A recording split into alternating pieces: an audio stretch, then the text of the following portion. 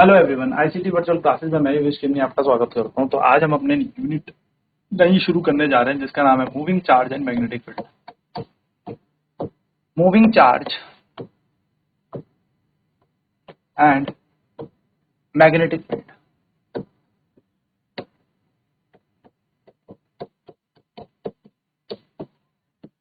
यानी कि अब हम बात करने वाले हैं magnetic effect of electric current के बारे में। यानी कि करंट के पास क्या है, एक इफेक्ट है जिसको बोलते हैं मैग्नेटिक फील्ड। यानी कि करंट के पास एक इफेक्ट ये तो था ही कि वो वायर में हीट प्रोड्यूस कर सकता है, ऊष्मा जनरेट कर सकता है। पर अब धारा के पास एक इफेक्ट हमें और चेक करना है जिसका नाम है मैग्नेटिक। ठीक है, तो चलिए यहाँ से शुरुआत करते हैं। तो सबसे पहले ये जो कहानी शुरुआत होती है वो शुरुआत होती है ऑर्स्टेड एक्सपेरिमेंट से। Oersted experiment. Oersted, Hans Christian Oersted ने एक एक्सपेरिमेंट किया जिसमें उन्होंने एक बैटरी लगाई एक तार के पास। ठीक है, और उन्होंने यहां पर चेक किया कि क्या इस बैटरी के पास अगर मैं एक कंपास निडल रख देता हूं। आप छोटी सी बात ध्यान रखिएगा, जो कंपास निडल होती है इसमें जो ये एरो होता है ये हमें बताता है, एरो का हेड हमें बताता है नॉर्थ डायरेक्शन और ये टेल बताती है साउथ डायरेक्शन। ठीक है, तो इन्होंने क्या किया, एक बैटरी लगाई, बैटरी के पास एक तार लगा दी, conducting wire. Let us consider this is a conducting wire A B. ये कंडक्टिंग वायर ए बी है जो उन्होंने इस बैटरी से जोड़ी। जब इन्होंने देखा कि इस बैटरी से कोई करंट नहीं निकाला गया, यानी कि when cell is circuit is open, when the cell is not closed, so no deflection in galvanometer, sorry compass needle, no deflection in compass needle. यानी कि जो ये चुंबकीय सुई थी इसमें कोई भी विचलन नहीं हुआ, ये जैसी थी वैसी ही पड़ी हुई थी।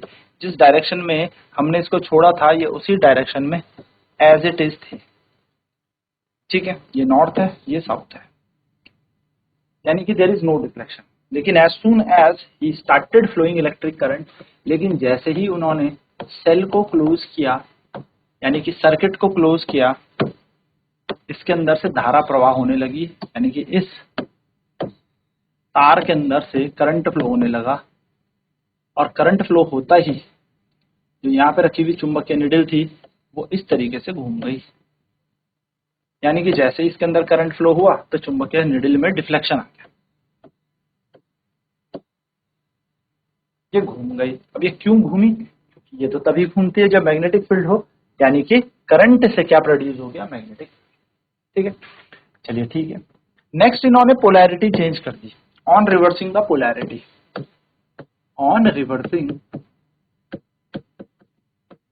The polarity of the cell, यानी कि सेल की पोलैरिटी इन्होंने घुमा दी। ठीक है, तो जैसे ही सेल की पोलैरिटी घुमाई, यानी कि यहां पर माइनस और यहां पर प्लस कर दिया,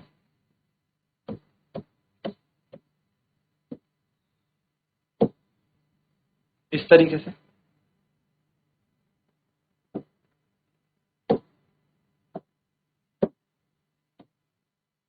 ठीक, जैसे ही बैटरी को हमने माइनस इधर प्लस इधर कर दिया, यानी कि पोलैरिटी को उल्टा कर दिया। पहले प्लस इधर था माइनस इधर, अब ऐसे घुमा दिया, माइनस इधर कर दिया प्लस इधर।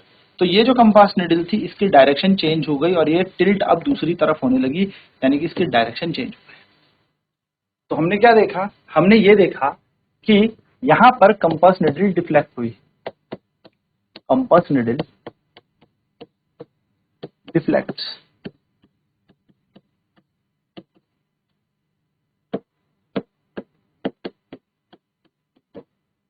हम यहाँ पे भी क्या कहेंगे, compass needle deflects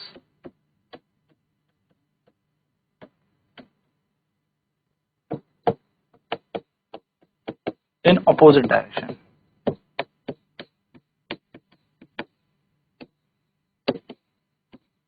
compass needle deflect हुई लेकिन विपरीत दिशा में विचलित हुई है, अपोजिट डायरेक्शन में डिफ्लेक्ट हुई है ना। तो यहां से क्या कंक्लूजन निकाला गया? कंक्लूजन यानी कि क्या निष्कर्ष यहां से निकला? कंक्लूजन सिर्फ एक ही था कि करंट, या बोलूं इलेक्ट्रिक करंट,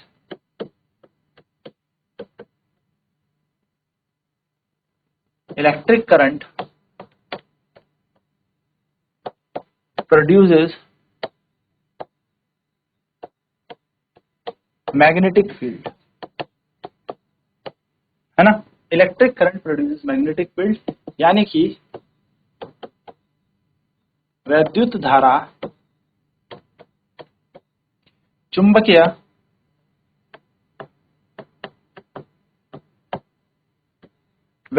चुंबकीय क्षेत्र उत्पन्न करती है। वैद्युत धारा से उत्पन्न होता है चुंबकीय क्षेत्र। और वैद्युत धारा को हम क्या कहते हैं? इलेक्ट्रिक करंट को हम कहते हैं मूविंग चार्ज। तो यहां से एक चीज और पता लगती है कि moving charge produces magnetic field. यानी कि जब धारा का प्रवाह होता है तो उसको हम आवेश का प्रवाह कहते हैं, यानी कि प्रवाहित आवेश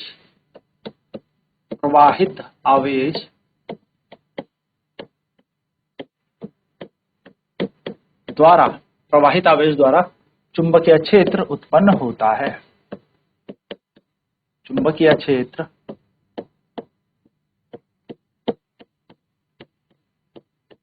उत्पन्न होता है। ठीक है, तो दो कॉन्सेप्ट हमें यहां पर ध्यान से रखने हैं कि जब भी चार्ज रेस्ट में होता है तो उससे इलेक्ट्रिक फील्ड हमें मिलता है।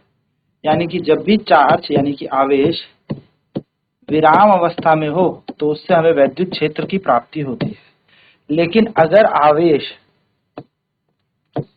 गति कर रहा है, क्या कर रहा है? मोशन, यानी कि अगर चार्ज गति कर रहा है तो इससे इलेक्ट्रिक फील्ड और मैग्नेटिक फील्ड दोनों हमें मिलता है।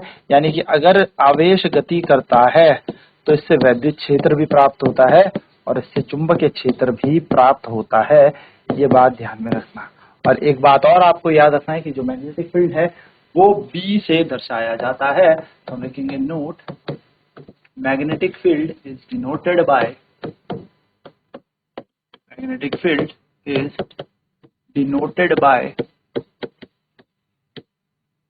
B। क्योंकि ये एक वेक्टर क्वांटिटी है तो इसके ऊपर B वेक्टर लगा देते हैं हम लोग, है ना? ये एक सदिश राशि है। तो हम कहेंगे चुंबकीय क्षेत्र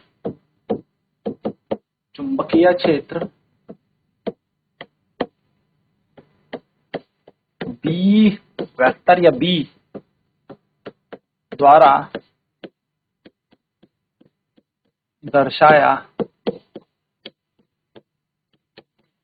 जाता है। तो ये मैग्नेटिक फील्ड को डिनोट करने का तरीका। चलिए फटाफट से नोट करते हैं, काफी इंपॉर्टेंट ये बात है। तो हमें क्या पता लगा? Electric current produces magnetic field,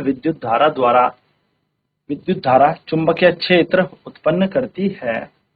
यानी कि मूविंग चार्ज, विद्युत धारा का मतलब क्या होता है? Charge per unit time. Current का मतलब क्या होता है? आवेश प्रवाह की दर। तो आवेश प्रवाहित या प्रवाहित आवेश चुंबकीय क्षेत्र उत्पन्न करता है, या प्रवाहित आवेश द्वारा चुंबकीय क्षेत्र उत्पन्न होता है, या हम कह सकते हैं मूविंग चार्ज प्रोड्यूसेस मैग्नेटिक। तो हमारे पास क्या है? अगर चार्ज रेस्ट में होता है, अगर आवेश विराम अवस्था में होता है तो इससे सिर्फ और सिर्फ विद्युत क्षेत्र मिलता है, इलेक्ट्रिक फील्ड मिलता है। लेकिन अगर चार्ज मोशन कर रहा होता है, यानी कि अगर आवेश गति कर रहा होता है, तो इससे विद्युत क्षेत्र और चुंबकीय क्षेत्र दोनों मिलता है, इलेक्ट्रिक फील्ड और मैग्नेटिक फील्ड इससे दोनों मिलता है। ठीक है, ये बात ध्यान में रखिएगा। छोटी सी ये बात है बट इंपॉर्टेंट ये बात है। ठीक है, चलिए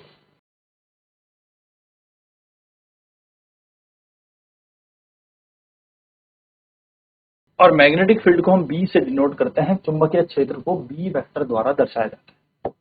अब सवाल होता है कि कितना मैग्नेटिक फील्ड उत्पन्न होता है, यानी कि हम बात करेंगे अब बायोट सावर्ट लॉ की।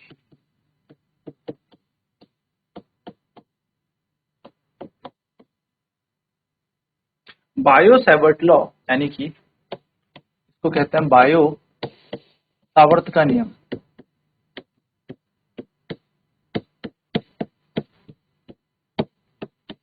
Bio Savart law, bio Savart का नियम क्या कहता है? Bio Savart law, bio Savart law कहता है कि एक कंडक्टिंग वायर आप ले लीजिए, एक तार आप ले लीजिए, ठीक है, एक तार लो इस तरीके से, और इसका एक छोटा सा एलिमेंट ले लो dl, इस पूरी लंबाई का एक छोटी सी लंबाई dl को काट लो। इस तार के अंदर I करंट जा रहा है, ये x कोना है, ये y कोना है, ठीक है। तो xy एक तार है which has a current I and dl is the small length element। इससे कुछ दूरी r पर जब आप गए तो आपको यहां पर इस P पॉइंट पर जो मैग्नेटिक फील्ड मिला वो मिला dB, क्योंकि छोटी सी लंबाई थी तो छोटा सा मैग्नेटिक फील्ड हमें यहां पर मिला, ठीक है। dB मैग्नेटिक फील्ड हमें यहां पर मिला, छोटा सा चुंबकीय क्षेत्र हमें यहां पर मिला। ऐसे करके कुछ बनाया गया होगा, क्रॉस है क्योंकि करंट जाएगा तो यहाँ से मैग्नेटिक फील्ड अनसाइड और यहाँ से बाहर आएगा, तो ऐसे करके अगर आप यहाँ पे देखोगे कि किसी पॉइंट पे ऐसे बना होगा डॉट करके, ठीक है। तो मैग्नेटिक फील्ड की डायरेक्शन देने के लिए डॉट और क्रॉस हम यूज करते हैं। ये जो किस एंगल पे है, थीटा एंगल पे ये अलाइंड हो रही है, तो हम कहेंगे लेट अ कंडक्टिंग वायर या अ करंट कैरिंग वायर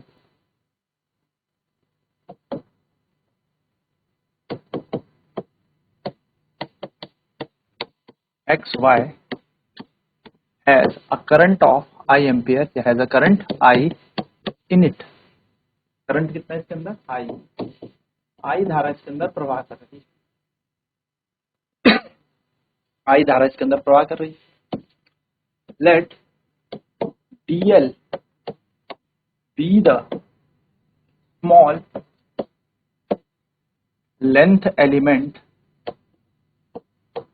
एक छोटा सा मैंने एलिमेंट ले लिया DL, ठीक है, small length element of this wire. DL मैंने एक छोटा सा लंबाई का एक छोटा सा तत्व यहां पर ले लिया of the wire. We have to calculate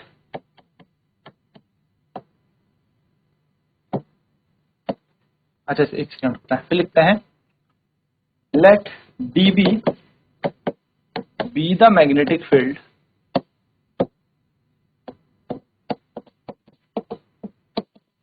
produced by this element,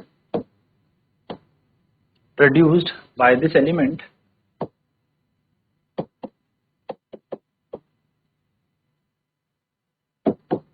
at point P distant R from the element having angle theta between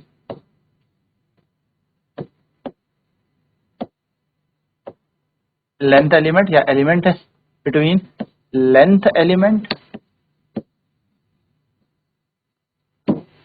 and line joining point P। क्या कह रहे हैं? माना XY एक तार है, माना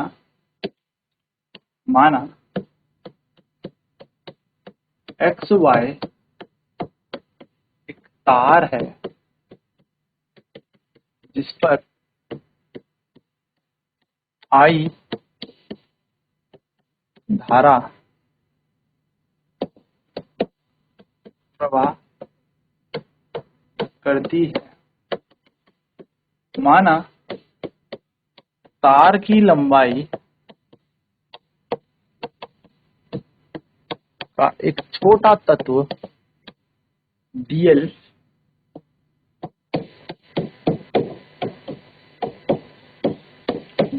है, ठीक है। छोटा सा तत्व कितना है? DL है, ठीक है। माना dB इस तत्व द्वारा इस तत्व द्वारा बिंदु P जो कि r दूरी पर है वहां का चुंबकीय क्षेत्र है। वहां का चुंबकीय क्षेत्र है। चलो ये बात भी समझ में आ गई। ठीक है, ये P बिंदु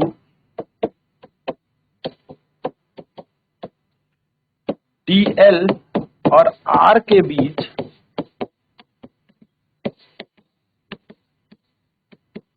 का कोण थीटा बनाता है। ठीक है, यहाँ का एंगल कितना है? थीटा यहाँ का एंगल है, तो ये कोण थीटा यहाँ पर बना रहा है। सो हमने क्या देखा है? एक्सपेरिमेंट देखा बायोसाइट ने, और experimentally he checked that magnetic field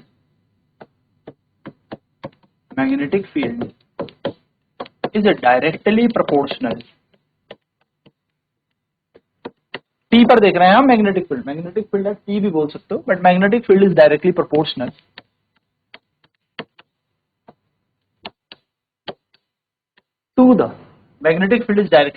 to the length element dl।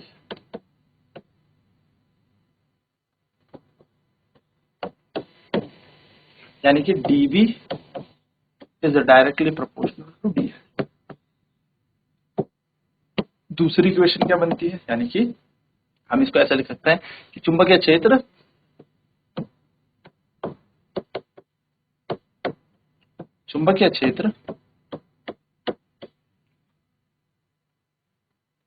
लंबाई के तत्व या लंबाई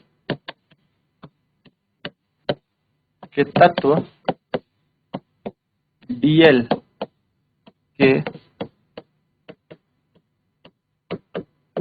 समानुपाती है।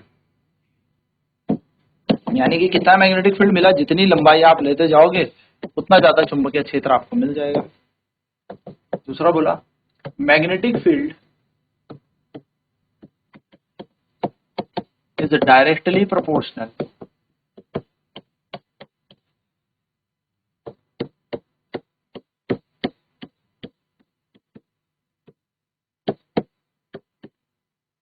To the current in the wire. तार में जितनी धारा है उतना ज्यादा चुंबकीय क्षेत्र है। ठीक है, यानी कि चुंबकीय क्षेत्र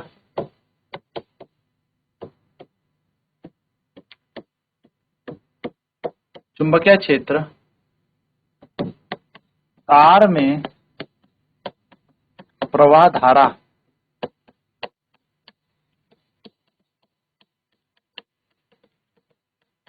के समानुपाती है। dB is directly proportional to current I। ये दूसरी इक्वेशन बन गई। तीसरी क्या बनेगी? Magnetic field is directly proportional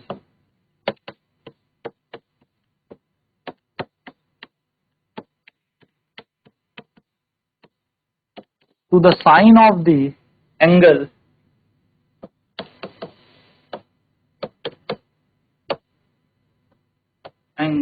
between the element and the line joining P। यानी कि चुंबकीय क्षेत्र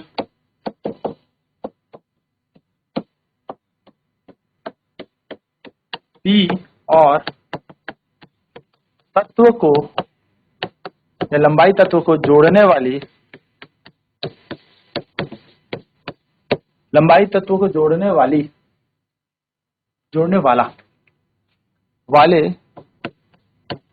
कोण के साइन के समानुपाती है। साइन थीटा पढ़ा होगा ना आपने, वही। यानी कि dB is directly proportional to sine theta. And चौथा हमने यहाँ पे देखना है इनवर्स स्क्वायर लॉ, यानी कि magnetic field is inversely proportional to magnetic field is inversely proportional to square of distance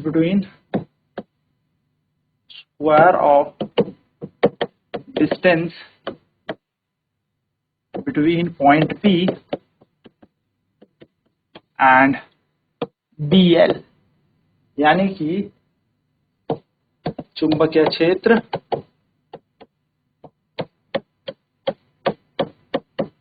P और BL को जोड़ने वाली रेखा की दूरी के वर्ग के वक्रानुपाती है। यानी कि चुंबकीय क्षेत्र magnetic field is inversely proportional to r square. ये 4 समीकरण हमें यहां से पता लगे। चलिए फटाफट नोट कर लेते हैं, फिर बढ़ते हैं आगे।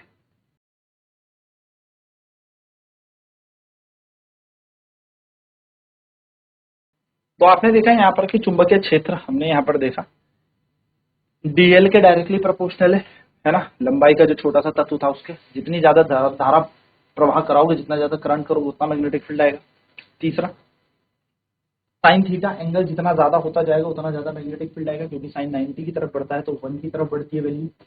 And DV is inversely proportional to r square, यानी कि जितना ज्यादा आप इससे दूर चले जाओगे, जितना ज्यादा आप इस तार से दूर जाओगे उतना चुंबकीय क्षेत्र कम होगा। Equating all four equation, equating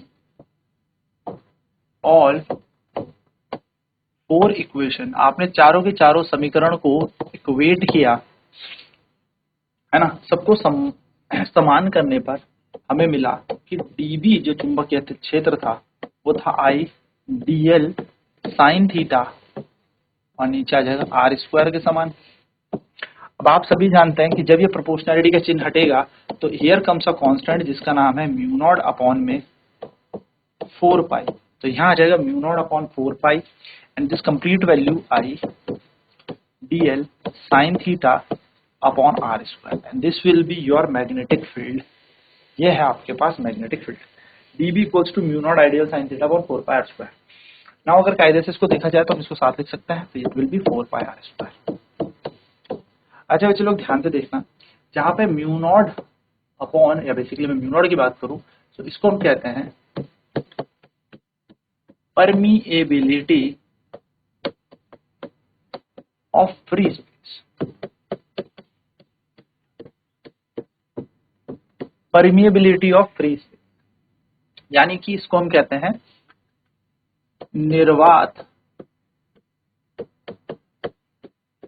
में चुंबकशीलता।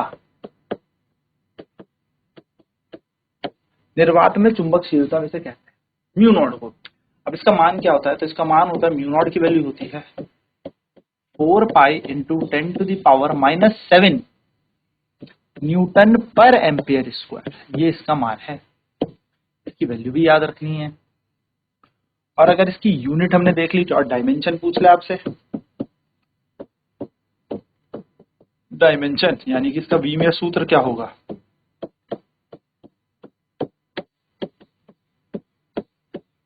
तो इसका विमीय सूत्र होता है 4 pi into 10 to the power -7। अब देखो न्यूटन है ना, ऊपर न्यूटन है, तो न्यूटन को हम क्या लिख सकते हैं, अच्छा 4 पाई तो हटाओ, इसकी वैल्यू हटाओ ना, डायमेंशन में इसकी वैल्यू का क्या करना है, mLt-2 न्यूटन के लिए और एम्पियर का स्क्वायर है, तो हम बोलेंगे mLt-2 a-2। ये इसका डायमेंशन बन जाएगा, ये इसका विमीय सूत्र बन गया। तो बायो-सावर्ट लॉ क्या बन गया, मैग्नेटिक फील्ड बराबर mu not ideal sine theta upon 4 pi are square. अब अगर आपसे पूछ ले कि इन वेक्टर फॉर्म बताओ, कई बार ये क्वेश्चन ऐसा आ जाता है इन वेक्टर फॉर्म, यानी कि सदिश तरीके से लिखिए, यानी कि वेक्टर नोटेशन लिखिए। तो वेक्टर नोटेशन में कुछ नहीं करना, हमें इसे एक आर से मल्टीप्लाई करना है। तो mu naught I dl cross r vector, एक आर वेक्टर लगेंगे और नीचे क्या लगाएंगे, वेक्टर लगा रहे तो यूनिट वेक्टर लगाना पड़ेगा, तो ये बन जाएगा 4 पाई आर का क्यूब। ये बायो-सैवर्ट लॉ वेक्टर फॉर्म में है। Mu naught I dl cross r, sine theta हटता है तो क्रॉस आ जाता है, तो mu naught I dl cross r upon 4 pi r cube, ये है वेक्टर फॉर्म में। एक छोटी सी नोट और लिख देते हैं, यूनिट जो मैग्नेटिक फील्ड की होती है, हालांकि इस पर हम चर्चा करेंगे नेक्स्ट क्लास में, यूनिट ऑफ मैग्नेटिक फील्ड, चुंबकीय क्षेत्र की जो इकाई होती है वो होती है टेस्ला। तो इस तरीके से आप बायो-सैवर्ट लॉ को वेक्टर फॉर्म में सदिश तरीके से लिख। अब नेक्स्ट क्लास में बात करेंगे इसकी एप्लीकेशंस पर, किस तरीके से एक लूप यानी कि बंद पाश का आपको क्या निकालना है, चुंबकीय क्षेत्र निकालना है।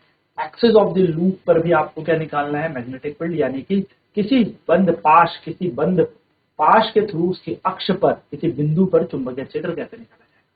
तो आज की क्लास में इतना ही। आईसीटी वर्चुअल क्लासेस में जुड़ने के लिए धन्यवाद। आपका दिन शुभ।